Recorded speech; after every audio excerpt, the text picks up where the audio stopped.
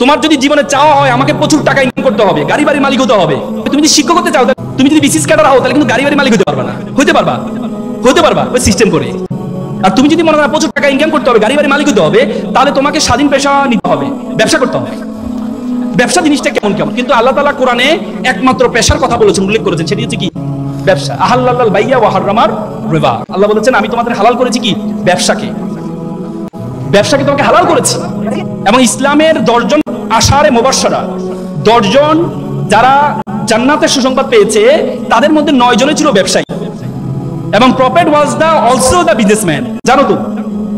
হ্যাঁ, তার মানে ব্যবসাটা এটাকে এমফাসাইজ করেছেন। আলিবাবার প্রতিষ্ঠাতা জ্যাকমাকে বলেছিল, জ্যাকমা বলেছে তুমি যদি বিড়ালকে যদি বলা হয় তুমি কি $100 একটা নোট দিবে নাকি একটা কলা দিবে, বিড়াল $100 গ্রহণ না করে কলাটি গ্রহণ করে নেয়, কারণ বিড়াল জানে না $100 দিয়ে শত শত কলা কেনা সম্ভব।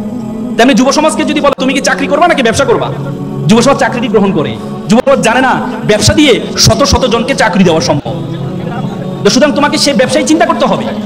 এবং তোমরা জানো যে ইসলামের যে প্রচার প্রসার হয়েছে, ব্যবসায়ীরা এসে কিন্তু প্রচার করেছে। তোমরা চিন্তা, এবং আল্লাহ রাসূলের একটা হাদিস আছে, কাজাল ফাকরু ইয়াকুনাল কুফরান। আল্লাহ রাসূল বলেছেন দারিদ্রতা মানুষকে কাফেরের দিকে ধাবিত করে, দারিদ্রতা মানুষকে কাফের বানিয়ে ফেলে। সুতরাং আমরা বলি, আমরা সবসময় এমফাসাইজ করি যে গরিব থাকো, টাকা পয়সা এত লাভ কি, দুনিয়া করা দরকার না, আখিরাত করো না।